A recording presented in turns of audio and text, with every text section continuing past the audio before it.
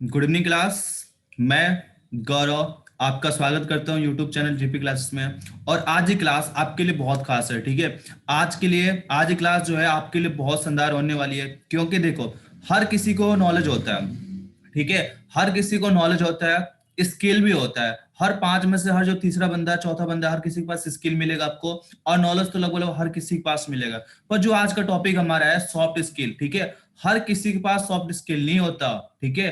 हर किसी के पास नॉलेज होता है, स्किल होता है। अभी क्या करिए, आप स्किल कर रहे हो, ऐसा भी हो सकता है बहुत से ऐसे क्लास में बच्चे होंगे, ठीक है, जिनके पास नॉलेज बहुत होगी, स्किल भी बहुत होगा। पर जो सॉफ्ट स्किल है ना, इसकी बात ही अलग है, ठीक है। अगर साइकोलॉजिकल स्किल हो गया अलग, स्किल हो गया वो अलग हो गया।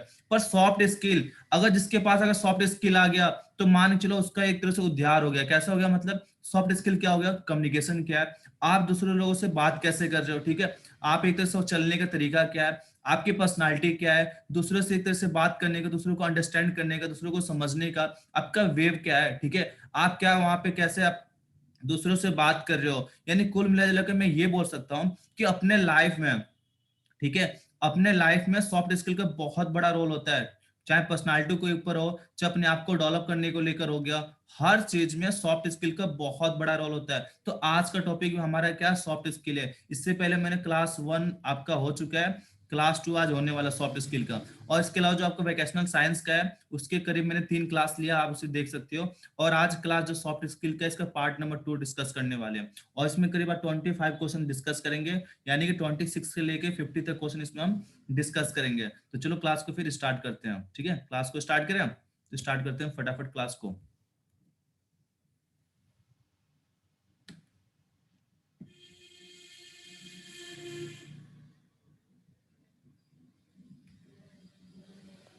Question number 26. Choose the correct option. England dash won the Ashes series. Option number 1 have, option number 2 has, and option number 3 is, and option number 4 are.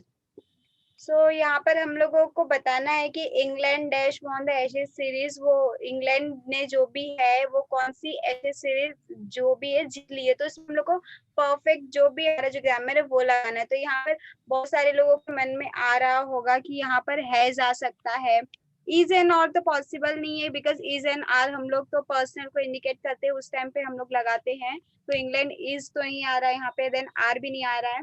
यहाँ पर आंसर हैव आएगा। हैव इसलिए आएगा कि जब भी हम लोग कोई भी कंट्री होगी, कोई भी प्लेस होगा, तो वहां पर हम लोग क्या करते हैं, हैव यूज करते हैं। बट अगर कोई पर्सन है, नेम है, तो वहां पर हम लोग हैज यूज कर सकते हैं। सी इंडिया हैव वॉन द ऐसा बोल सकते हैं, या England have won the. But अगर मैं बोल रही हूँ कि इंडियन हैज वॉन द, वो प्रॉपर आंसर होगा। बट अगर कोई कंट्री है तो वहां पर हमें क्या करना है, हैव यूज करना है। Okay okay?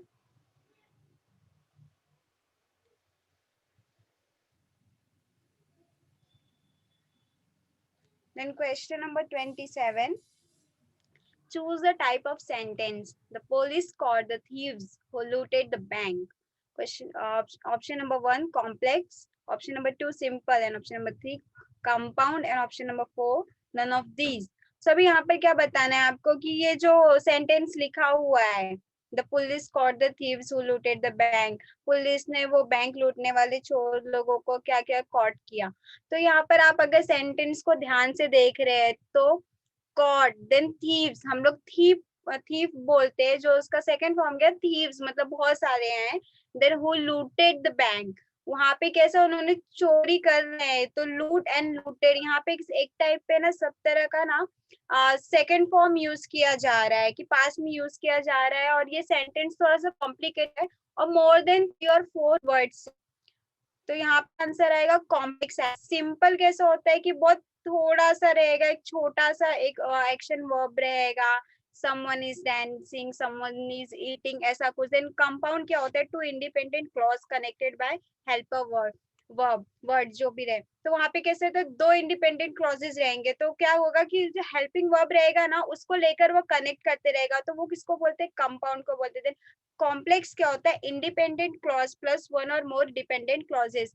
यहाँ पे क्या होगा कि कॉम्प्लेक्स में कैसा होता है, एक इंडिपेंडेंट वर्ब या सब्जेक्ट आपका जो भी रहेगा उसमें क्या रहेगा कि बहुत सारे डिपेंडेंट वर्क रहेगा। जैसे पुलिस थे, पुलिस कैसा इंडिपेंडेंट, कॉट द थीव्स, उसने क्या किया, चोरों को पकड़ा। किसको पकड़ा? जिन्होंने बैंक को लूटा। ओके, तो यहाँ पे कैसे एक इंडिपेंडेंट है जिसके ऊपर ना बहुत सारे डिपेंडेंट होते जा रहे हैं, तो ये कैसा वर्ड हो गया? कॉम्प्लेक्स हो गया।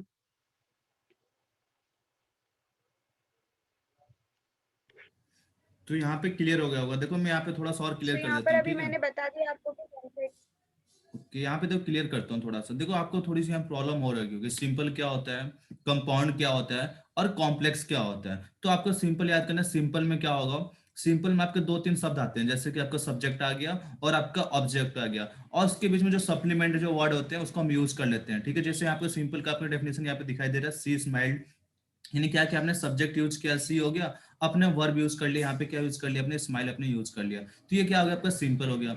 अगर कंपाउंड के बारे में बात करें, अगर कंपाउंड के बारे में बात करें तो क्या होगा, जब दो सिंपल वर्ड को आप यूज करोगे, ठीक है। कंपाउंड का मतलब क्या होता है, कनेक्ट होना, यानी कि जुड़ा हुआ है, यानी कि आपने क्या किया, दो या फिर दो से ज्यादा, ठीक है, आपने क्या किया, दो से ज्यादा अपने सिंपल सेंटेंस को अगर यूज किया, ज्वाइंट किया, तो हम उसे क्या कहते हैं, हमसे बोलते हैं कंपाउंड, ठीक है। इसमें क्या होता है, दोनों क्या होते हैं, इंडिपेंडेंट होते हैं, दोनों क्या होते हैं, जैसे यहाँ पे क्या मेंशन था पिछले वाले में, यहाँ पे देखो, पिछले वाले डायग्राम में दोबारा दिखाता हूँ।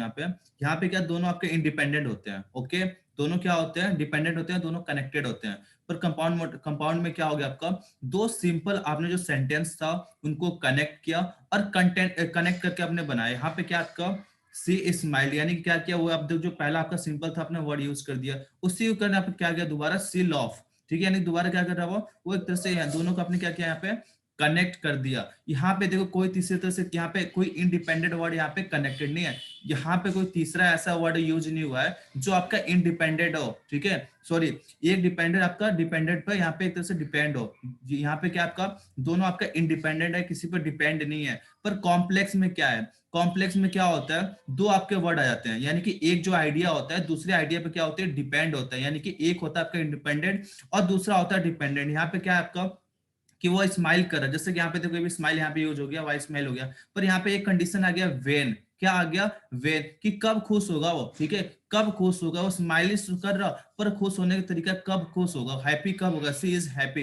यानी क्या हुआ, यहाँ पे हमने क्या किया, वेन शब्द हमने यूज किया, ये क्या हुआ, डिपेंड हुआ, किस पे डिपेंड किया हुआ, कि उस पर कब होगा, ये उस पर डिपेंड होगा, क्या डिपेंड होगा, यानी कि हमने क्या किया, एक डिपेंडेंट आइडिया को डिपेंडेंट आइडिया पे क्या किया, जैसे कनेक्ट कर दिया। तो यहाँ पे क्या आता है, इस वाले वर्ड में यहाँ पे मेंशन था आपका हो, क्या आ गया था, यहाँ पे हु आ गया था, यानी हु आपका क्या आ गया, ये आपका डिपेंडेंट वर्ड आ गया, किस पे डिपेंड होगा, यानी कि एक डिपेंडेंट हो गया, पुलिस क्या हो गया आपका, जो आपका पुलिस हो गया, एक आपका चोर हो गया, तो इनके बीच में क्या है, एक डिपेंडेंट है और एक क्या आपका, एक आपका डिपेंडेंट है और एक आपका इंडिपेंडेंट है, दोनों के बीच में क्या आ रहा, हु आ रहा, तो ये सब आपको पता चल गया, आपका कॉम्प्लेक्स हो गया, क्या हो गया, कॉम्प्लेक्स आपका ये चीज हो गया। क्लियर हो गया सभी को। अगला देखते हैं question.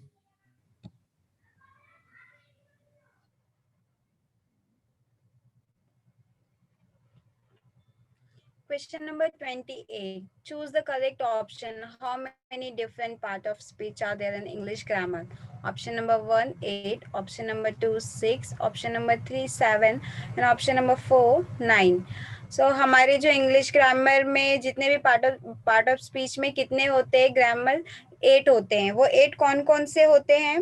Noun, pronoun, verb, adverb, adjective, preposition, conjunction and interjection, ये सारे होते हैं।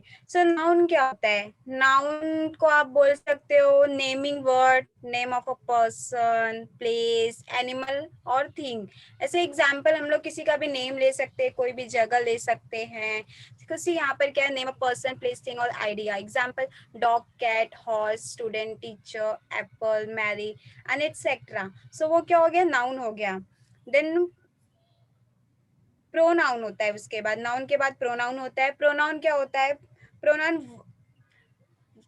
Pronoun replace the name of a person. अभी कोई भी चीज कैसे अभी रिपीट होती रहती है। मैंने उस दिन जैसे बताया था कि अगर मैं एक बार एक इंसान का नाम बार बार लूंगी तो वो कैसा होता है, वो थोड़ा और लगता है। सो अवॉइड रिपीटेशन के लिए हम लोग प्रोनाउन यूज करते हैं। तो प्रोनाउन क्या होता है, name of a person, place, thing और idea in a sentence. Example he, she, it, we, they, him, her, this, that and etcetera, वो सारे कैसे प्रोनाउन होते हैं। ओके तो मतलब बोलते हैं ना, he is working, she is eating, I am done and all, ये सारे कैसे प्रोनाउन होते हैं। देन प्रोनाउन के बाद क्या आता है, वर्ब आता है। अब वर्ब क्या होता है, वर्ब आप वर्ब को सिंपली अगर डिफाइन करें तो वर्ब मतलब होता है action. A verb is a word of a group of words that describe an action experience. तो वही वर्ब को आप सिंपली अगर बोलेंगे तो वो कैसे एक एक्शन हो गया। तो एग्जाम्पल क्या है, realise, walk, see, look, sing, sit, listen and etcetera. So like आप कुछ ना फिजिकली की कुछ एक्टिविटी कर रहे हो, आप कुछ रियलाइज कर रहे हो, फील कर रहे हो, वॉक मतलब चल रहे हो, सी देख रहे हो, लुक उसका सेकंड फॉर्म है कि सी हम लोग देखते हैं, हम लोग किसी और को बोलते हैं just look at here. Then sing हम गा रहे हैं, सिट बैठ रहे हैं, लिसन मतलब सुन रहे हैं, ये सारे कैसे एक्शन वो है के, तो उसे वर्ब बोलते हैं। तो वर्ब के बाद क्या आता है, एडवर्ब आता है। एडवर्ब क्या होता है, an adverb tells how often, how, when, where it can describe a verb, an adjective or an adverb. So adverb क्या होता है ना, जो मीनिंग देता है, किसको मीनिंग, वर्ब को, एडजेक्टिव को एक अनदर एडवर्ब फॉर्म में देता है। कि अभी कैसा कि मैं बोल रही हूँ, सपोज आई एम टॉकिंग या आई एम स्पीकिंग, तो मैं कैसे बोल रही हूँ, हम नॉर्मल स्पीड में बोली। तो अभी कुछ लोग होते हैं जो लोग बहुत लाउडली बोलते हैं ना, she is speaking very loudly, she is speaking very slowly, she is doing very slowly. So वो कैसे एक मीनिंग दे रहा है वर्ब को आपके, कि आप जो भी एक्शन कर रहे हो वो स्लो कर रहे हो, फास्ट कर रहे हो, स्विफ्टली कर रहे हो, जल्दी कर रहे हो, लेट कर रहे हो। तो एग्जाम्पल कैसे यहाँ पे लाउडली है, ऑलवेज है, नेवर, लेट, टू मतलब she is coming always late, I mean late, वो लेट आती है हमेशा। शी इज टू मच, वो बहुत ज्यादा है, quickly, before, soon and et cetera. ये किसके एग्जाम्पल हो गए, एडवर्ब के हो गए। देन नेक्स्ट क्या होता है, एडजेक्टिव होता है। एडजेक्टिव क्या होता है, an adjective describes a noun और प्रोनाउन। सो एडजेक्टिव वो क्या होता है, word that qualifies a noun और प्रोनाउन। वो जो आपका नाउन है और प्रोनाउन है उसको क्या करता है, क्वालिफाई करता है। कि मैंने ना बहुत अच्छा सा ड्रेस पहन लिया, सपोज मैंने कोई भी ड्रेस पहन लिया, it's like normal, I war the red colour dress, she was looking very beautiful in a red colour dress. तो वो कैसा एक मीनिंग दे रहा है, किसको दे रहा है, नाउन या प्रोनाउन को, जो भी गर्ल है या जो भी ऑब्जेक्ट है, जो भी चीज है, उसको क्या दे रहा है, एक मीनिंग दे रहा है, उसकी क्वालिटीज बता रहा है। Someone is looking very beautiful, she is very short, if I am talking about my like me, I'm very short, but if I'm talking about Gaurav is very tall. So ये कैसा मैं मुझे qualify कर रहा है या गौरव को qualify कर रहा है। समवन इज वेरी फैटी, वो बहुत मोटी है। ये चीजें कैसे आप किसी की क्वालिटीज बता रहे हो या किसी को क्वालिफाई कर रहे हो ना, मोटी है, पतली है, लंबी है, छोटी है, या फिर ब्यूटीफुल है, सोर, बिटर, कोई भी फूड हो गया। तो कोई भी चीज खट्टी आप कैसे बता रहे हो, क्योंकि उसकी उस फ्रूट की या उस फूड की क्वालिटी बता रहे हो, क्वालिफाई कर रहे हो कि वो बहुत ज्यादा खट्टा है, या बहुत ज्यादा कड़वा है, या बहुत ज्यादा स्वीट है। तो वो एडजेक्टिव क्या होता है, आपका जो भी नाउन या प्रोनाउन होता है उसको क्वालिफाई करता है। देन नेक्स्ट क्या होता है, प्रीपोजिशन। प्रीपोजिशन मतलब क्या है, preposition is use before a noun, pronoun और gun to show place, time, direction in a sentence. So अभी प्रीपोजिशन क्या हो गया, वो जो भी आपका ना वर्ड या वो क्या होता है कि नाउन और प्रोनाउन में क्या रिलेशन दिखाता है, जो अनदर वर्ड से रहता है। तो इससे ऐसे हो गया at, in, on, about, like कैसे हो गया कि मीट मी एट होम। तो वो प्लेस या जो भी आप हो उसके बीच में एक रिलेशन दिखा रहा है। She is in a car, वो इन इन कैसा हो गया उसके बारे में, मतलब कैसा हो बता रहा है कि वो प्रीपोजिशन मतलब कि वो रिलेशन दिखाता है चीजों के बीच में, नाउन या प्रोनाउन के बीच में। Then conjunction, conjunction join words और group of word in a sentence. एक सेंटेंस है, फ्रेज में कभी कंजंक्शन नहीं होता है, सो लाइक जब हम लोग सेंटेंस फ्रेम करते हैं तो सेंटेंस फ्रेम करने के बाद यहाँ पे एग्जांपल क्या दिया, एंड, बिकॉज, सिंस, और सो, अंटिल, बट एंड एटसेट्रा। सो आप कोई भी सेंटेंस देखोगे ना तो उसमें ये चीज जरूरी मेंशन होती है कि एंड हो गया, या फिर बिकॉज होगा। बिकॉज एंड ऑल ये सारी चीजें क्यों दी रहती है, बिकॉज ये आपके सेंटेंस को कंप्लीट करता है। whenever we are framing sentence, and हो गया, me and somewhere या someone else, वो कैसे सेंटेंस को कंप्लीट कर रहा है तो उसे क्या बोलते हैं, कंजंक्शन बोलते हैं। Then next is interjection. Interjection मतलब क्या हो गया कि express strong emotion and is often followed by an exclamation point. आप word that express a sudden feeling, आपने व्हाट्सएप इमोजीज देखे होंगे, सब लोग इमोजी यूज करते हैं। वो इमोजीज क्या होता है, आपका सडन एक्सप्रेशन जो होता है वो शो करता है विद एक्सक्लेमेशन, ब्रावो, वेल, आहा, हुर्रे, ये, उप्स, फिल, वंडरफुल, ये सारी चीजें क्या हो गई आपके पार्ट ऑफ स्पीच में आती है। Then question number 29, the past tense from the word think. Option number 1 thought, option number 2 taught, and option number 3 thank, and option number 4 think. सो अभी यहाँ पे आपको बताना है कि क्वेश्चन नंबर थिंक का पास्ट टेंस क्या होगा। आप लोग कमेंट कर सकते हैं। थिंक, थॉट, थॉट ये होता है जब भी इसके पास्ट टेंस में दोनों का जो भी डिग्री बनाया गया वो कैसे थॉट में बनाया गया है, जिसका प्रेजेंट हो गया, पास्ट हो गया, यहाँ पे फ्यूचर तो नहीं है बट यहाँ पे प्रेजेंट और पास्ट में इसका थॉट आंसर होता है। टॉट मतलब बोलना होता है, थैंक यू। थिंक्ड मतलब वो सोचा या वैसा कुछ नहीं होता, यहाँ पे थॉट होता है, सोच रही हूँ और सोचा, थॉट। तो यहाँ पे देखो ज्यादा सोचना नहीं है, ज्यादातर आपसे अगर पूछेगा पेपर में ना तो पास्ट टेंस के लिए कुछ आपके एक तरह से वर्ब दे देगा और कहेगा इस वर्ब को अगर पास्ट टेंस में अगर यूज करें तो इसका नाम क्या होगा। तो पास्ट में आपको सभी को पता है कि सेकंड फॉर्म में यूज करते हैं, ठीक है। तो तीन का आपको सेकंड फॉर्म क्या हो जाएगा, थॉट हो जाएगा। ऐसे ही इसके अलावा कुछ और भी आपके वर्ड दे सकते हैं, ठीक है। कोई और आपका वर्ब दे देगा, पूछेगा पास्ट टेंस में क्या बताना है। आईएनजी वाला बहुत कम आता है, ठीक है। आईएनजी वाला बहुत कम पूछता है, आपसे पूछेगा पास्ट टेंस दे देगा और पूछ ले कोई भी वर्ड दे देगा, कोई भी वर्ब देगा आपको और क्या कहेगा इसका आपको पास्ट टेंस में बताना है। तो उसका आप सेकंड फॉर्म अगर आपको याद है तो सीधे आप लगा सकते हो, ज्यादा आपको यहाँ पे प्रेशर क्रिएट नहीं करना है। अगला क्वेश्चन देख लेते हैं।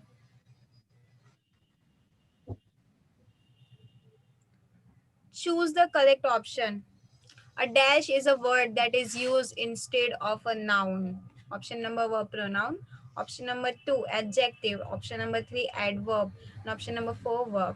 मैंने आपको बताया था कि noun की जगह पे हम लोग किस चीज को यूज करते हैं पार्ट ऑफ स्पीच में, pronoun को यूज करते हैं।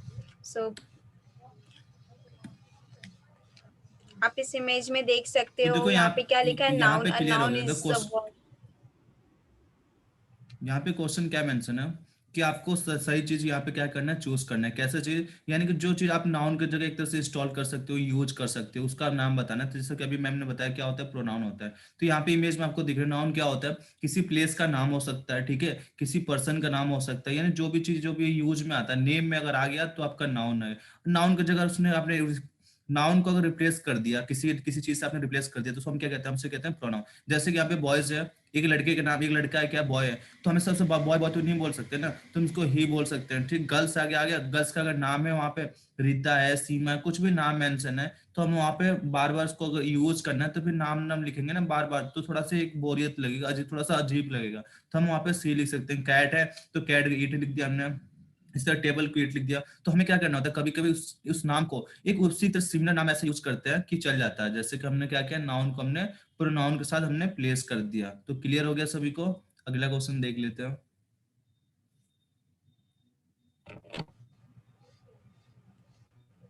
Question number 31.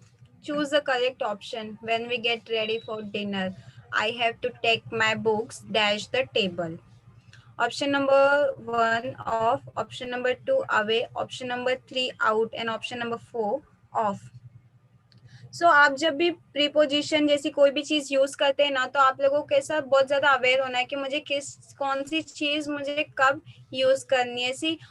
यहाँ पे क्या एग्जांपल दिए, ऑफ ऑफ मतलब ऐसा कोई भी चीजें टर्न ऑफ करना, स्विच ऑफ करना, वो वाला ही नहीं होता है। ऑफ मतलब आप चीजों को हटाना बोल सकते हैं, या फिर अपने पास लेना, वो चीजें भी बोल सकते हैं। देन अवे मतलब दूर लेकर जाना, आउट मतलब बाहर जैसा कुछ लेकर, ऑफ मतलब लाइक कुछ ज्वाइन करना, ऑफ तो नहीं हो सकता यहाँ पर। Then away, I have to take my books away the table, मुझे मेरी बुक्स ना टेबल से दूर लेके जाना है, ऐसा कुछ नहीं बोला। I have to take my books off the table, वो कैसा प्रॉपर एक सेंटेंस को फ्रेम कर रहा है। ऑफ मतलब मुझे हटानी है, मुझे लेकर जानी है मुझे बुक्स मेरी, तो हमने कहाँ से, टेबल से। सो यहाँ पे आंसर क्या आएगा, ऑफ। से आप पीसी पे जब आप काम करते हो तो आप क्या बोलते हैं, I am working on PC, आप ऐसा नहीं बोलते I am working in PC. तो वो चीजें कैसे ना, आपको ध्यान रखने की कौन सा प्रीपोजिशन या कौन सा कंजंक्शन, जो भी चीजें वो हम लोगों को कब यूज करनी है। सी यहाँ पे टेबल पे बुक की बात करिए, और टेबल पे इनका डाइनिंग टेबल है, तो वहां से आप हटाओगे ना, बंद करोगे और वहीं पे खाओगे, तो इट डजंट मेक सेंस ऐसा।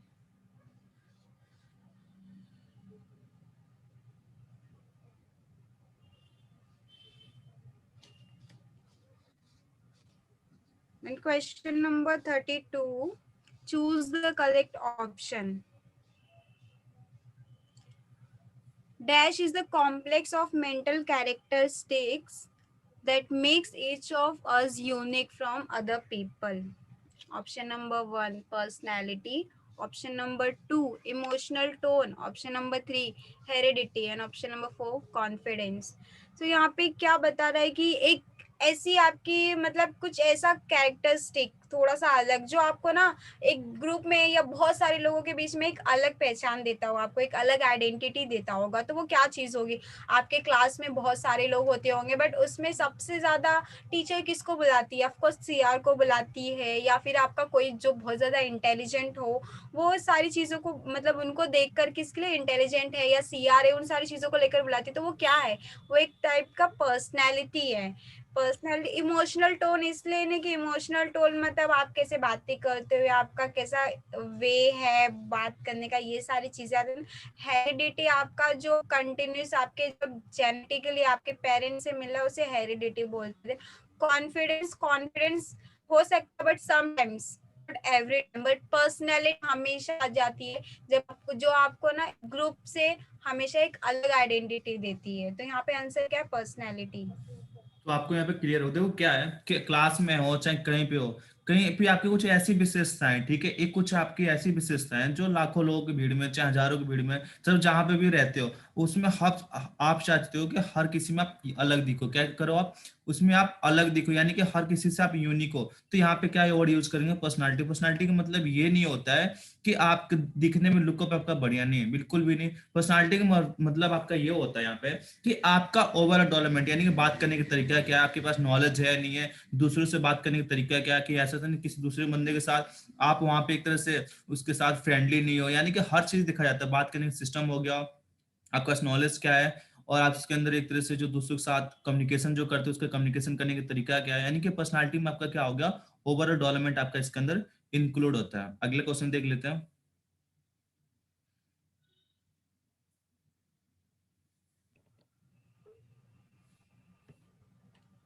Question number 33. Which of the following things can have an effect on the development of an individual's personality? सभी यहाँ पे बना है कि इंडिविजुअल पर्सनैलिटी के जो डेवलपमेंट है उसके चीजें इफेक्ट करती हैं। So option number 1, physical and mental capabilities.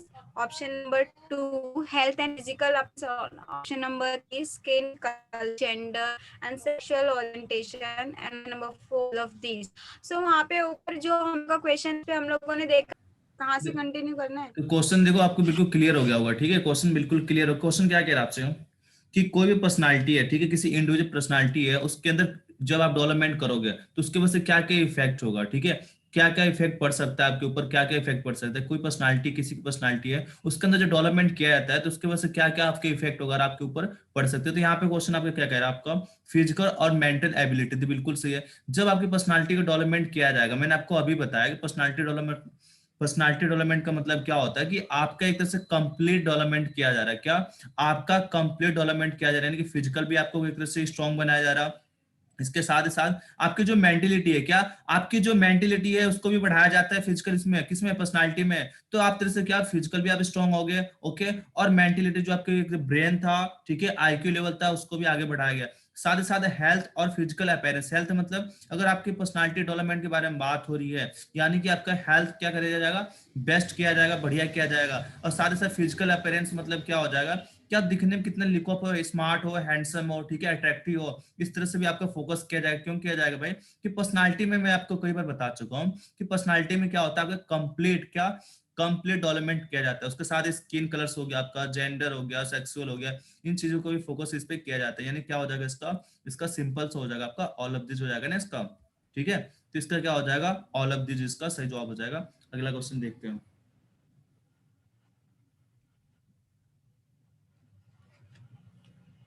Choose the correct option. A.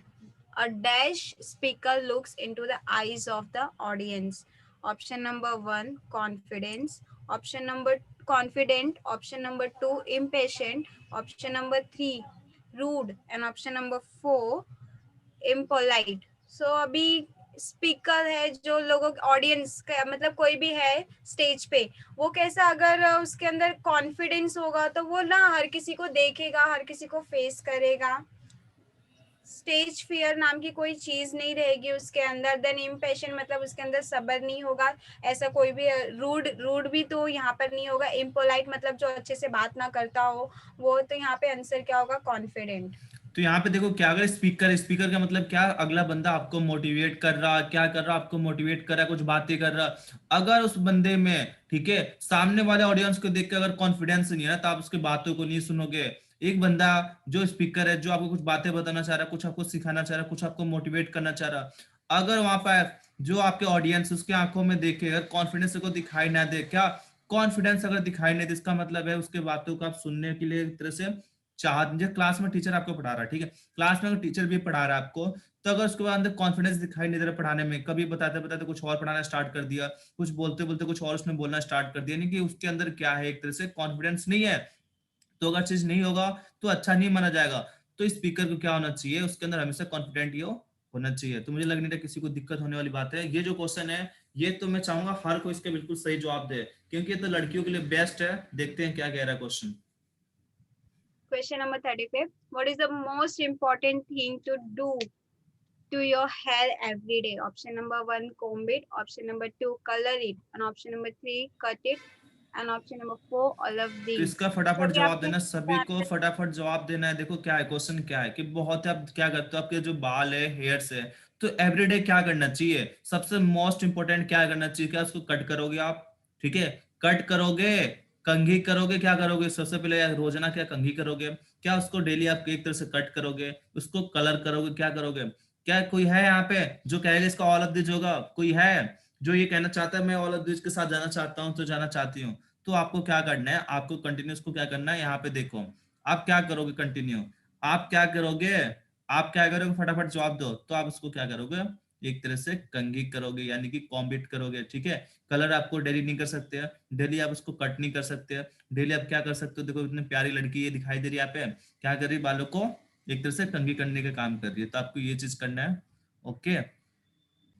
तो आपको यहाँ पे क्लियर हो गया। देखो यहाँ पे आईएनजी के फॉर्म अगर यहाँ पे कंटिन्यूइंग के बारे में, एवरीडे के बारे में बात करें, नहीं कंटिन्यू करोगे, जब कंटिन्यू करोगे तो आपका आईएनजी लग जाता है, तो अलग बात है।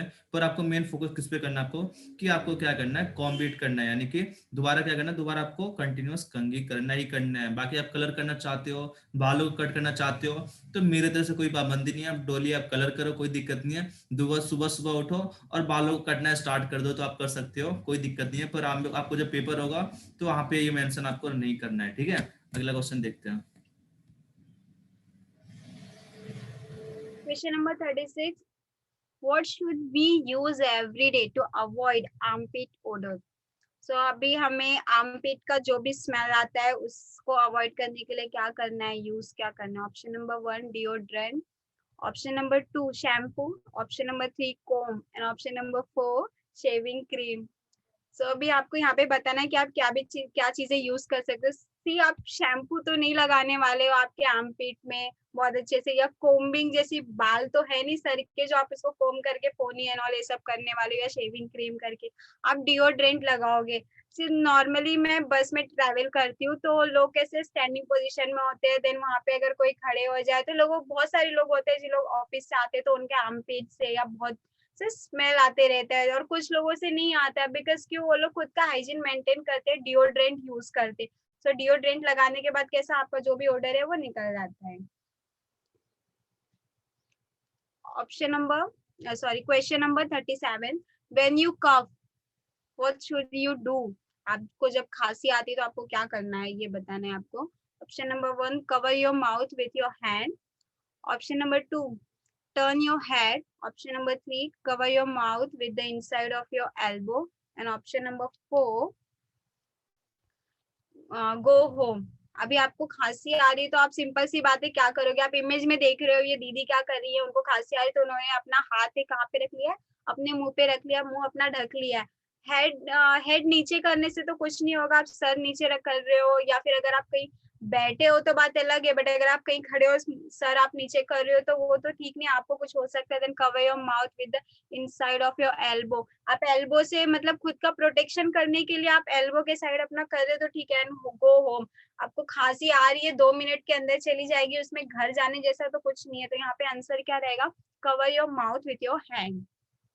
तो सभी को यहाँ पे क्लियर हो गया। देखो कोई घर जाना चाहे ना तो यहाँ कोई दिक्कत नहीं है, ठीक है। सीबीएसई बोर्ड वाली लड़कियां घर चली जाती हैं, बाकी जिससे घर जाना हो घर जा सकते हैं।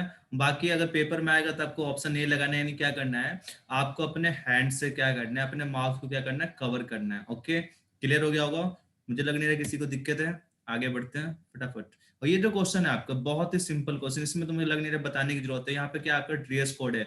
ड्रेस कोड जो होते थे, कम्युनिकेशन हमारे अलग अलग टाइप के होते हैं। कम्युनिकेशन मैंने बता रखा कि जो अगर मॉनली अगर बात करें हम, मेनली जो हमारी कम्युनिकेशन है दो टाइप के होते हैं। जो सबसे जो मेन हम यूज करते हैं कम्युनिकेशन कौन से होते हैं, दो टाइप के होते हैं। कौन से होते हैं, एक होता है आपका वर्बल कम्युनिकेशन और दूसरा होता है आपका नॉन वर्बल कम्युनिकेशन। तो यहाँ पे क्या पूछ रहा है, आपका जो ड्रेस कोड है, क्या ड्रेस कोड, क्या ड्रेस कोड, जो ड्रेस कोड है ये किस चीज का एग्जाम्पल है आपको बताना है। वर्बल का होगा, नॉन वर्बल का होगा, स्पोकन का होगा, या फिर आपके रिटर्न कम्युनिकेशन का होगा।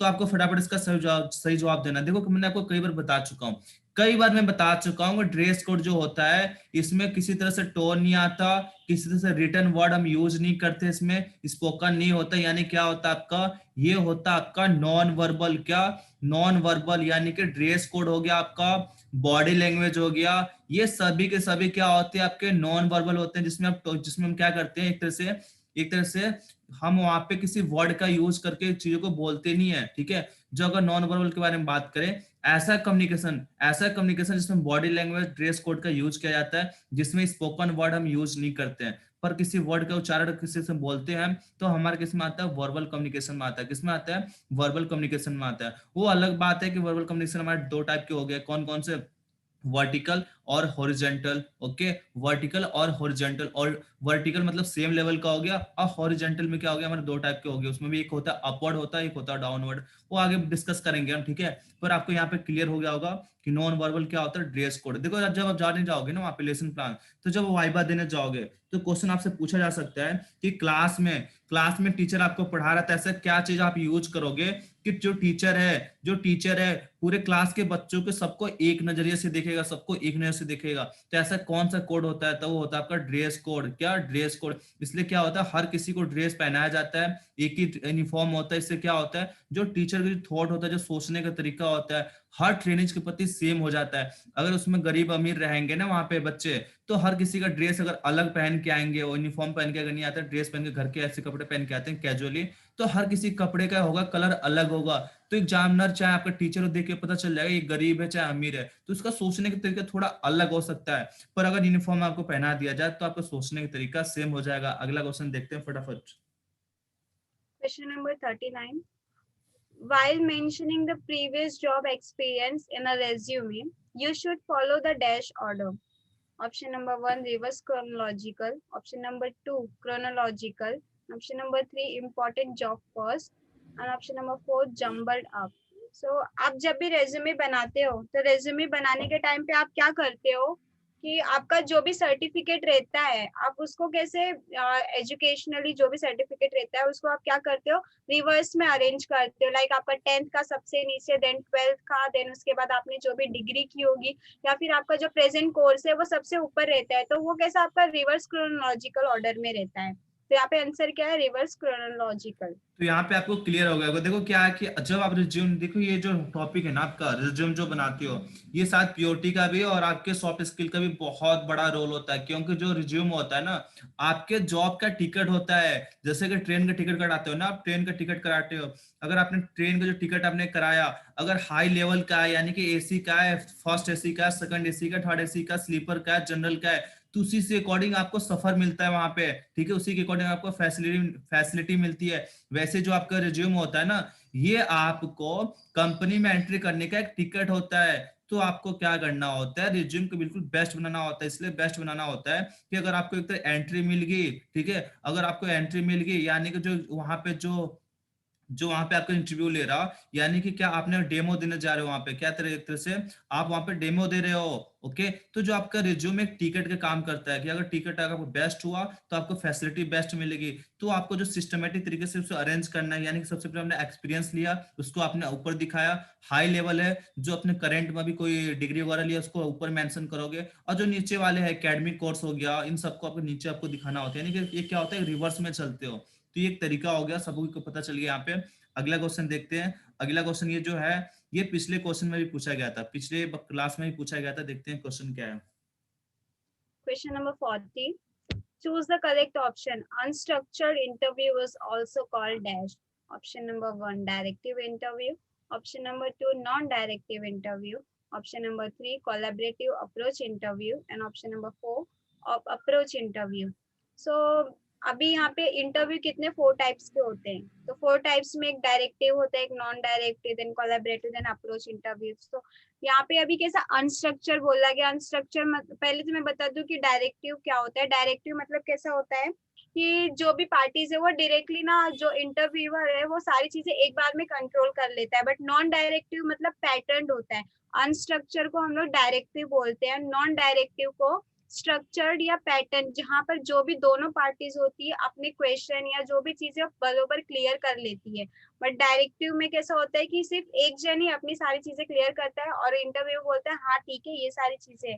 और कोलैबोरेटिव अप्रोच में, कोलैबोरेटिव मतलब कोलैबोरेशन जैसी कोई भी चीजें, दो पार्टीज एक दूसरे से कोलैबोरेशन करके अपना जो भी प्लान है उसको एग्जीक्यूट करती है, उसको कोलैबोरेटिव बोलते हैं। देन अप्रोच में क्या होता है कि वो लोग आपके लिए ना एक ऑफर देते रहते हैं कि आपको जो भी पैनल या सीरीज रहता है, बहुत ही कॉमन चीज होती है, उसमें एक जन रहेंगे, आपका जो भी रिसोर्सेस रहेगा उसके थ्रू वो लोग कंटिन्यू आपका ये लेंगे, आपका इंटरव्यू लेंगे। तो यहाँ पे देखो सभी को जो क्लियर हो गया, ठीक है, सभी को क्लियर हो गया होगा। देखो क्या है, कल जब मैं वो पढ़ा रहा था ना वीसीएस, जो आपको क्लास हो रही थी, तो वहां पे क्वेश्चन बिल्कुल ऐसे ही था। उसमें क्या था, आपके स्ट्रक्चर इंटरव्यू था, यहाँ पे क्या आपका अनस्ट्रक्चर कम आपका इंटरव्यू हुआ। तो दोनों में अंतर यही है आपका, जो आपका अनस्ट्रक्चर जो आपका इंटरव्यू होता है ये आपका डायरेक्टिव इंटरव्यू में आएगा। तो किसमें आता है, आपका डायरेक्टिव इंटरव्यू में आएगा। पर अगर यहाँ पे देखो, आप ये मत समझना कि यहाँ पे अगर स्ट्रक्चर आ गया तो आपका डायरेक्टिव हो जाएगा, नहीं, जस्ट अपोजिट होता है। जैसे आपने पढ़ा होगा ना, एनर्जी सोर्स क्या होता है हमारा, कन्वेंशनल होता है, नॉन कन्वेंशनल होता है, बिल्कुल जस्ट अपोजिट। वैसे ये भी बात है आपका, ठीक है। अनस्ट्रक्चर्ड अगर आ गया तो क्या है, आपका डायरेक्टिव इंटरव्यू है। अगर आ गया आपका स्ट्रक्चर्ड इंटरव्यू आ गया आपका, तो समझ जाना आपका नॉन डायरेक्टिव इंटरव्यू के बारे में बात हो रही है। ओके, तो ये चीज आपको देखना पड़ेगा। कभी कभी नाम की वजह से आपको पता होते हुए भी आप गलती करके आ जाते हो, तो आपको ऐसा गलती नहीं करना है, ठीक है। अगला क्वेश्चन देखते हैं, अगला क्वेश्चन क्या है। choose the correct option. In a group discussion, one must communicate with dash. Option number 1, knowledge. Option number 2, ignorance. Option number 3, long sentences. And option number 4, hostility. सो अभी आपका ग्रुप डिस्कशन चल रहा है। आप जो भी आप किसी के साथ बात करें तो आपको बात कैसे करनी है, आपको एकदम नॉलेजेबल होकर बात करनी है या फिर आपको एकदम इग्नोर करने वाला, सामने वाला क्या बोल रहा है मुझे कुछ फर्क नहीं पड़ता, जैसे आप तो ignore. And then long sentences मतलब बहुत बड़ी बातें करके बहुत बड़ा पैराग्राफ या सेंटेंस बोल कर, या हॉस्टिलिटी मतलब आप उसके बहुत खातिरदारी करके ऐसा कुछ कर रहे हैं। सो अभी कैसा लॉन्ग सेंटेंस बोलना मतलब लाइक बोर करना होता है, पर नॉलेज वाला इंसान क्या रहेगा, आपको नॉलेजेबल बातें करना, मतलब छोटी बातें बोलकर कुछ बड़ी चीजें बोल देना, उसको हम लोग क्या बोलेंगे, नॉलेज बोलेंगे, जो इजीली सबको समझ में आ जाए। सर नहीं है कि मुझे बहुत सारा लंबा लंबा बोला बट किसी को कुछ समझा ही नहीं, तो यहाँ पे आंसर क्या है, नॉलेज। तो यहाँ पे क्लियर हो गया होगा, ठीक है, सभी को क्लियर हो गया होगा। देखो क्या है, मैं उस दिन जब डेमो प्लान दे रहा था ना, तो वहां पे कुछ क्वेश्चन पूछे गए थे। क्वेश्चन क्या पूछा गया था, प्रोफेशनल नॉलेज और प्रोफेशनल स्किल, इसके बारे में कुछ बच्चों ने बहुत डिस्कस किया, उन्होंने पूरी कहानी बता दी। पर एग्जामिनर कह रहा है नहीं, मैं कुछ और सुनना चाहता हूँ, मैं कुछ और सुनना चाहता हूँ, एक वर्ड में जवाब दो। तो फिर बताया गया जो प्रोफेशनल नॉलेज होता है, ठीक है, जो प्रोफेशनल नॉलेज होता है, ये आपको डिफाइन किसको करता है, ये करता है थ्योरी को। किसको, थ्योरी को, जो सब्जेक्ट थ्योरी है कोई भी, उसके थ्योरी को कौन डिफाइन करता है, आपका प्रोफेशनल नॉलेज। जबकि आपका प्रोफेशनल जो स्किल होता है, क्या, प्रोफेशनल जो स्किल होता है किसको डिफाइन करता है, ये करता है प्रैक्टिकल को। किसको, प्रैक्टिकल को करता है। तो अभी कभी यही होता है आपका, जब ग्रुप डिस्कशन कर रहे हो, तो जो आपका 7C है, जो 7C का जो आपका कौन सा है, जो तीसरा सी है, जिसे बोलते हैं ब्रीफ में करते हैं, कंसाइज में करते हैं। तो जब डिस्कस करो तो आप छोटा वर्ड यूज करो, पर उसका जो एक तरह से वेटेज है ना, उस वर्ड का जो वेटेज है बहुत ज्यादा हो। तो आप कैसे कर सकते हो, अपने नॉलेज के अकॉर्डिंग। किसके अकॉर्डिंग, अपने नॉलेज के अकॉर्डिंग। क्योंकि जो हमारा ब्लूम्स टैक्सोनॉमी पहला लेवल हमारा नॉलेज के आता है, तो अपने नॉलेज को क्या करो, अपना बेस बनाओ, और उसके ऊपर से एक ऐसा कम्युनिकेशन करो कि सामने वाला बंदा एक तरह से समझ जाए। ठीक है, अगला क्वेश्चन देखते हैं यहाँ पे। Question number 42, when is the best time to break into a discussion. आपका ग्रुप डिस्कशन चल रहा है, ग्रुप डिस्कशन को का सबसे अच्छा टाइम कौन सा होता है बोलने के लिए, अभी ये बताना है। सो ऑप्शन नंबर 1 क्या, when everyone is silent. Option number 2, when 2 or 3 people are talking simultaneously. Option number 3, when somebody is concluding the discussion. Option number 4, all of these. सो अभी आपको बताना है कि जो ग्रुप डिस्कशन है उसमें सबसे अच्छा टाइम कब है बोलने के लिए। तो अगर सब लोग, अगर ऑप्शन नंबर 2 अगर आप देख रहे हैं, तो when 2 or 3 people are talking simultaneously, जब दो लोग बातें कर रहे हैं, 2 या 3 लोग एक साथ बातें कर रहे हैं, अगर आप उस टाइम पे बोलोगे तो वो चीज तो खराब हो गई ना, आप किसी का डिस्कशन खराब कर रहे हो। Then when somebody is concluding the discussion, जब कोई रिजल्ट निकाल रहा है डिस्कशन का कि अभी हम लोगों ने डिस्कशन कर लिया है तो हम लोग अभी एंड होने जा रहे हैं, उसके बाद अगर आप बोल रहे हो तो वो तो गलत है। तो यहाँ पे देखो, आपका जो देन आप, क्वेश्चन है ना, क्वेश्चन यहाँ पे बहुत ही मजेदार है। ठीक है, जब आप डिस्कस करना है आपको, ठीक है, जब आपको डिस्कस करना है तो सबसे बेस्ट टाइम कौन सा होगा। देखो यहाँ पे ब्रेक पे फोकस नहीं करना है आपको। यहाँ पे क्या क्वेश्चन है आपका, जो आप डिस्कशन आपको करना है क्या, जब आपको ग्रुप में चाहे ऐसे आपको डिस्कशन करना है, सबसे बेस्ट टाइम कब होता है बोलने का, सबसे बेस्ट टाइम कब होता है बोलने का। तो सबसे बेस्ट टाइम कब होता है, जो ऑप्शन बी के साथ जा रहे हैं, मैं बता दो गलत है, जो ऑप्शन बी के साथ जा रहे हैं गलत है। जब आप सबसे बेस्ट टाइम कौन होता है डिस्कशन करने का, तो सबसे बेस्ट टाइम यहाँ पे देखो, बेस्ट टाइम के बारे में बात कर रहे हैं, सबसे बेस्ट टाइम होता है कि जब वहां पे जो ग्रुप में जितने भी पर्सन है, अगर सब साइलेंट है वहां पे, तो अब आपको वहां पे डिस्कशन स्टार्ट कर देना है। ओके, उसके बाद आपको मैक्सिमम टाइम मिलेगा अपने आप को प्रूव करने के लिए। तो इसका क्या हो जाएगा, सबके सब जो एवरीवन साइलेंट हो तो आपको डिस्कस करना है। जो बच्चे ऑप्शन बी समझ रहे हैं, कोई दिक्कत वाली बात नहीं है। अगला जो क्वेश्चन है मैं इसको ऑप्शन बी के अकॉर्डिंग समझाऊंगा, ठीक है, आपको समझ में आएगा। अगला क्वेश्चन देख ही लेते हैं, ठीक है। when is the worst time to break into a group discussion? Option number 1, when everyone is silent. Option number 2, when 2 or 3 people are talking simultaneously. Option number 3, when one person is talking. And option number 4, when there is a less time left. सो अभी आपको यहाँ बताना है कि पहले में आपको सबसे अच्छा टाइम बताना था बोलने का, भी यहाँ पे बोलना है कि आपका सबसे खराब टाइम क्या हो गया बोलने का। सो अभी सब लोग साइलेंट हैं, आप तब बोल रहे हो, तो आई डोंट थिंक सो कि बैड टाइम है। अभी when 2 or 3 people are talking simultaneously, लोग बातें कर रहे हैं, देन उसके बाद अगर आप उनके बीच में अगर बोल दे रहे हो तो वो कैसा कि आप किसी का, मैंने बताया कि ग्रुप डिस्कशन तोड़ रहे हो आप, तो यहाँ पे क्या हो जाएगा कि आप, ये वर्स्ट टाइम हो गया, कुछ खराब कर दिया आपने, लोगों के बीच में एक ब्रेक डाल दिया कि उनकी कोई लिंक टूट सकती है। when वो person is talking, one person is talking with their self only, तो वो तो नहीं है। then when there is a less time left, बहुत कम टाइम बचा, तो यहाँ पे आंसर क्या होगा, when 2 or 3 people are talking simultaneously। Because आप किसी कोई डिस्कशन कर रहे हो और आप बीच में वहां पे अपनी टांग अड़ा दे रहे हो, तो वो कैसा वर्स्ट टाइम हो गया, आप किसी के बीच में अपनी बातें ला रहे हो। तो यहाँ पे क्लियर हो गया ना सभी को, देखो डिस्कशन हो रहा है, ग्रुप डिस्कशन हो रहा है, तो सबसे बेकार टाइम है आपको बोलने का, सबसे बेकार। देखो कोई बातें कर रहा है, आप वहां पे गए तो अगर अच्छे से बातें चल रही वहां पे, आपने क्या किया, बोलना स्टार्ट कर दिया, तो क्या बैड बेकार है ना, बहुत बेकार टाइम है, जैसे सबसे वर्स्ट टाइम है आपका, कि आपने सबसे बेकार टाइम पे जो बातें डिस्कस हो रही है वहां पे, 2-3 पर्सन आपके मिलके आप क्या कर रहे हैं, एक दूसरे से डिस्कस कर रहे हैं, उस बीच में आपने जाके बोलना स्टार्ट कर दिया, तो सबसे बेकार टाइम होता है। और इससे पिछले जो क्वेश्चन था आपका, इसमें क्या था, सबसे बेस्ट टाइम कब होता है बोलने का, जो मीटिंग हो रही है, अगर सभी वहां पर साइलेंट है तो आपको जो भी बात बोलना है वहां पे आप बोल सकते हो। तो क्लियर हो गया, दोनों क्वेश्चन मैंने करा दिया है यहाँ पे, दिक्कत वाली बात नहीं, इसका आपका ऑप्शन नंबर बी हो जाएगा। अगला क्वेश्चन देखते हैं फटाफट। Question number 43. Which of these must be avoided in a group discussion? Option number 1, speaking fast. Option number 2, speaking clear. Option number 3, speaking facts. And option number 4, asking question. So अभी आपको यहाँ पे क्या बताना है कि आपका ग्रुप डिस्कशन चल रहा है, देन डिस्कशन के बीच में आपको कौन सी चीज अवॉइड करनी चाहिए। अगर आप बहुत अच्छे से बात कर रहे हो तो वो तो नहीं हो सकता। देन स्पीकिंग फैक्ट, आप जो भी डिस्कशन का टॉपिक चल रहा है आप उसकी फैक्ट बोल रहे हो तो वो चीजें नहीं। देन आस्किंग क्वेश्चन, पूछना मतलब आप चीजों को क्लियर कर रहे हो। देन स्पीकिंग फास्ट क्या हो जाएगा, अगर कोई चीज फटाफट हम लोग बोल रहे हैं तो लोगों को नहीं समझेगा, लोगों में थोड़ा डाउट रह सकता है कि आप क्या बोलना चाहते हो, लोग कुछ गलत अलग मीनिंग से भी निकाल सकते हैं। तो यहाँ पे आंसर क्या होगा, स्पीकिंग फास्ट, आप ज्यादा तेज बोल रहे हैं। Question number 44. Choose the correct option. Option number 1, moderator. Option number 2, leader. Option number 3, manager. And option number 4, poet. सभी आपको यहाँ पे बताना है कि ग्रुप डिस्कशन का मॉनिटर कौन होता है, जो चीज़ों को हैंडल करता है सारे ग्रुप को। आप अगर अपनी क्लास को देख रहे हैं तो कोई एक होता है ना जो पूरी क्लास को माइंड करता है, टीचर उसके भरोसे पे सारी चीज़ें रख कर जाती है। सो यहाँ पे लीडर तो नहीं हो सकता बिकॉज लीडर मतलब बहुत बड़ा हो गया। देन मैनेजर कभी चीज़ों को माइंड नहीं करता, मॉनिटराइज नहीं करता है। देन पोएट मतलब जो कविता लिखता है वो भी नहीं कर सकता। देन मॉडरेटर आप एग्जाम हॉल में भी देखेंगे तो आपका एक मॉडरेटर हो या इन्विजिलेटर होता है जो आप लोगों को कैसा करता है, आपको मॉनिटराइज करता है। सेम वैसा ग्रुप डिस्कशन में भी एक मॉनिटर होता है या वॉलेंटियर होता है, मॉनिटर होते हैं। ये सारे लोग कैसे लोगों को मॉनिटराइज करते हैं ग्रुप डिस्कशन में। तो यहाँ पे आंसर क्या है, moderator.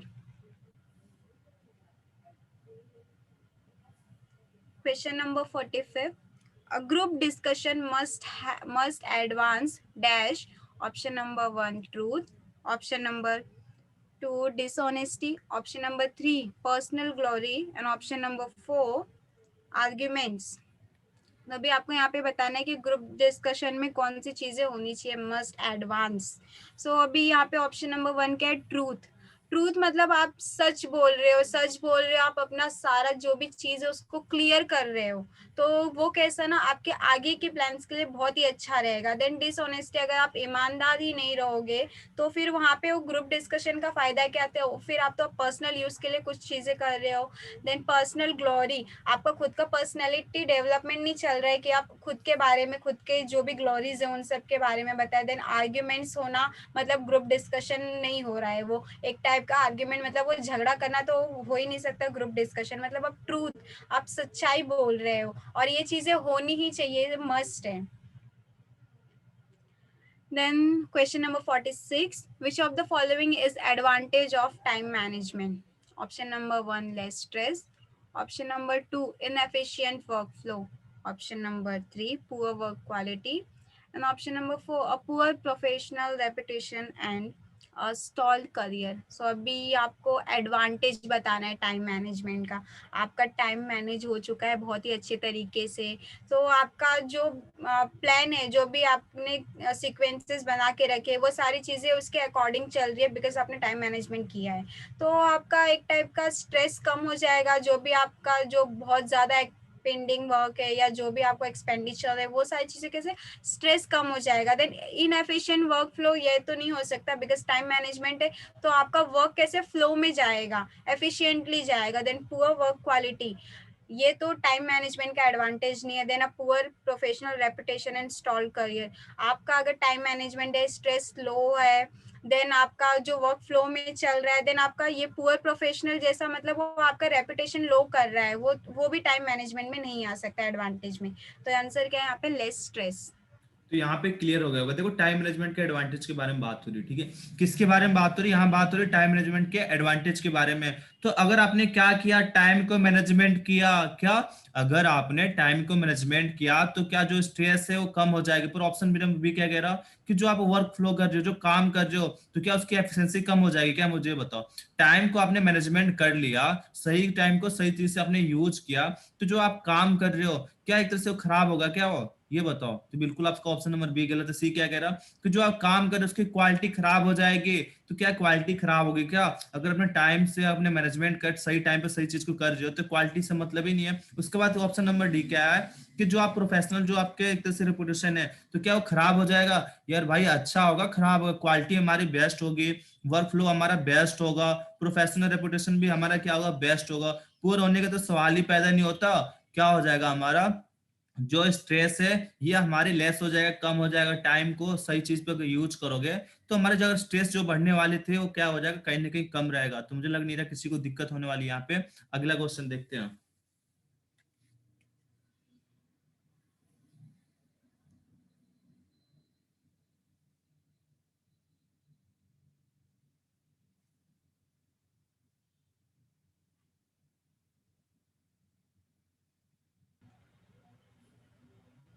Question number 47. Choose the correct option.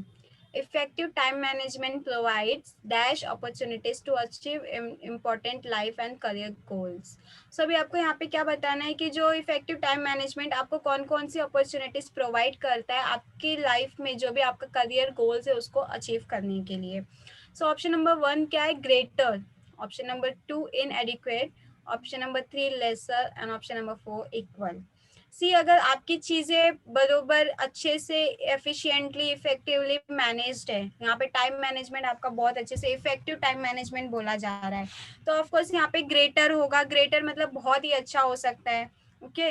Then इनएडिक्वेट मतलब कैसा कि आपकी चीजें सीक्वेंस में मतलब बिना शिष्टाचार के वैसी चीजें तो नहीं हो सकती. Then laser. लेसर भी उसका डिसएडवांटेज है. इक्वल मतलब नॉर्मली. देन वो इफेक्टिव नहीं हो सकता, वो एवरेज हो सकता है. तो यहाँ पे आंसर क्या होगा?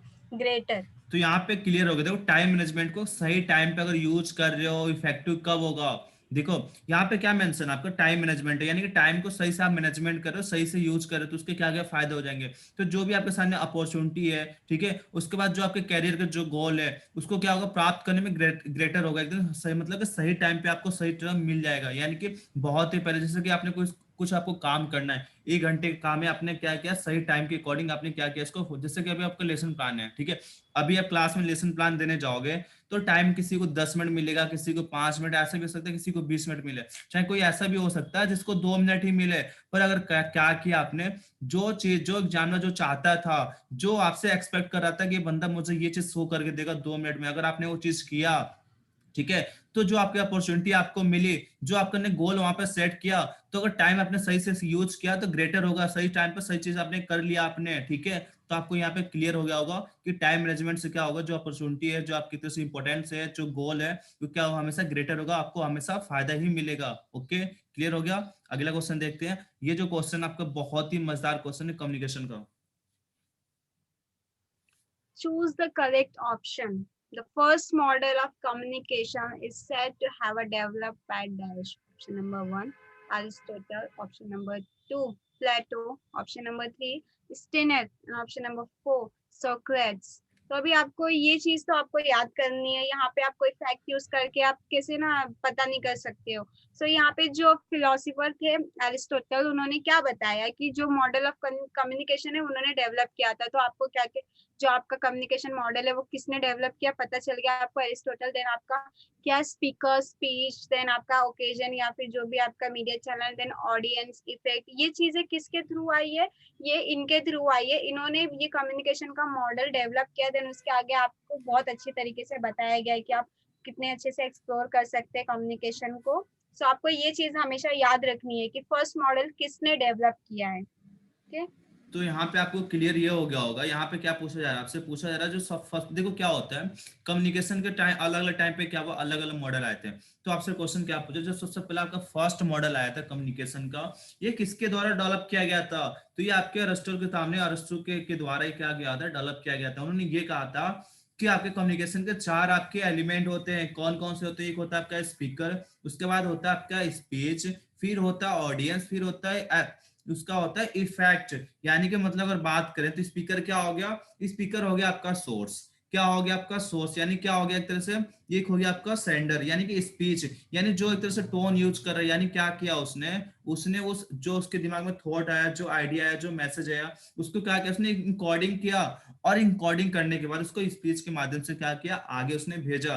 और आगे जब गया तो जो एक रिसीवर है, रिसीवर ने क्या किया? यानी कि ऑडियंस जो है उसने क्या उसको रिसीव किया, क्या किया? उसको रिसीव किया।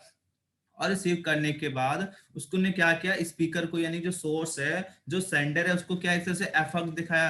इफेक्ट क्या पड़ा उसके ऊपर? वो इफेक्ट देखेगा उसको, यानी कि इनकोडिंग करेगा, देखेगा उसके ऊपर क्या उसका प्रभाव पड़े, यानी कि जो कम्युनिकेशन आप करना चाह रहे थे, जो मैसेज को देना चाह रहे थे, क्या वो मैसेज आपके बातों को अंडरस्टैंड कर गया वो? क्योंकि इफेक्टिव कम्युनिकेशन तब बेस्ट माना जाता है जब एक तरह से लिसनिंग, जो वहां पे रिसीवर है, आपके बातों को अंडरस्टैंड कर ले, तो उसके ऊपर क्या इफेक्ट पड़ा। तो ये चीज सब किस में आता है? अरस्तु के द्वारा फर्स्ट मॉडल में बताया गया था। आज का लास्ट क्वेश्चन देखते हैं, ठीक है? आज का लास्ट क्वेश्चन देखते हैं फटाफट।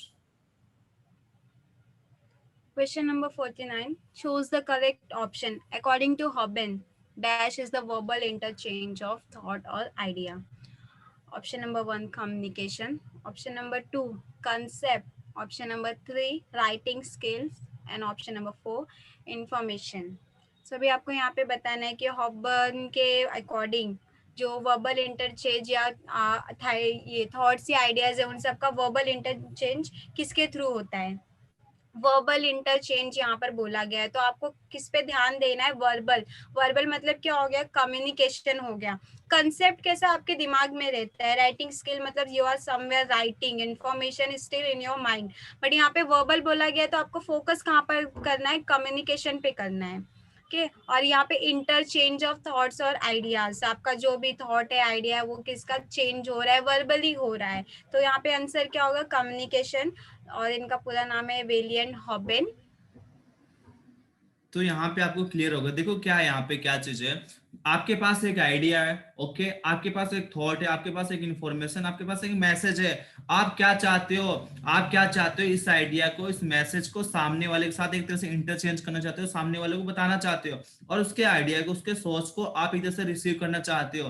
तो ये किसके माध्यम से होता है? ये होता है आपके कम्युनिकेशन के माध्यम से। आपने देखा हो कम्युनिकेशन को बेसिकली हमारे 4 एलिमेंट होते हैं। कौन कौन से हो गए? सेंडर हो गया, ठीक है, उसके बाद मीडियम होता है, फिर रिसीवर होता है, फिर आपका फीडबैक होता है। पूरा सिस्टमेटिक तरीका हो गया।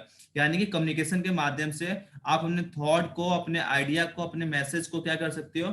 एक तरह से इंटरचेंज कर सकते हो। यहाँ पे किसके बारे में बात हो रही है? वर्बल के बारे में। तो वर्बल में क्या होता है? वर्बल में कोई स्पोकन है, मतलब कोई आपका वर्ड यूज करके सामने वाले से एक तरह से आवाज के माध्यम से क्या करते हो? कम्युनिकेशन करते हो। तो वर्बल आपको पता चल गया, जिसमें एक तरह से आवाज वगैरह आप यूज कर रहे हो। और नॉन, ठीक है, तो आपका वर्बल, आपका ये चीज क्या हो गया? एक तरह से वर्बली कर रहे हो आप इसको। एक होता है आपका फॉर्मल, आपका नॉन फॉर्मल, तो उसके बारे में डिस्कस हम बाद में कर लेंगे, उससे पहले क्वेश्चन आ चुका है। तो वर्बली आप क्या कर रहे हो? वहां पे आपने वहां पे क्या किया? कम्युनिकेशन आपने करना स्टार्ट किया। किसने किया था आपके? तो आपके हॉवेन ने किया था। हॉवेन के अकॉर्डिंग, चाहे हॉवेन के अकॉर्डिंग अगर हो रहा है नहीं हो रहा, पर आपको चीज पता होना चाहिए कि अपने थॉट को, आइडिया को इसके साथ आप इंटरचेंज करोगे। तो आज का ये लास्ट क्वेश्चन था। आप सोच रहे हो कि 50 मैंने क्वेश्चन किया था, यहाँ तक 49 है, पर ये क्वेश्चन था, मैंने उसका नंबर नहीं डाला था उस पर, ठीक है, मैंने उस पर नंबर मेंशन नहीं किया था। तो इसी के साथ हमारा जो लेवल 1 है ये कंप्लीट हो चुका है, ठीक है, लेवल 1 कंप्लीट हो चुका है। और जो हमारा सेकंड लेवल है, सॉफ्ट स्किल का जो सेकंड लेवल है, इसमें भी करीब आपके 25 क्वेश्चन है। तो हम चाहेंगे कल इसका कंप्लीट हो जाएगा आपका। कल की क्लास में आपका सॉफ्ट स्किल भी कंप्लीट हो जाएगा, यानी कि विशेष की क्लास तो हमने पहले कंप्लीट कर दी है भारत स्किल की। और इसके साथ ही साथ जो सॉफ्ट स्किल है, इसकी 2 क्लास हो चुकी है, और तीसरी क्लास कल खत्म कर देंगे इसको, ठीक है।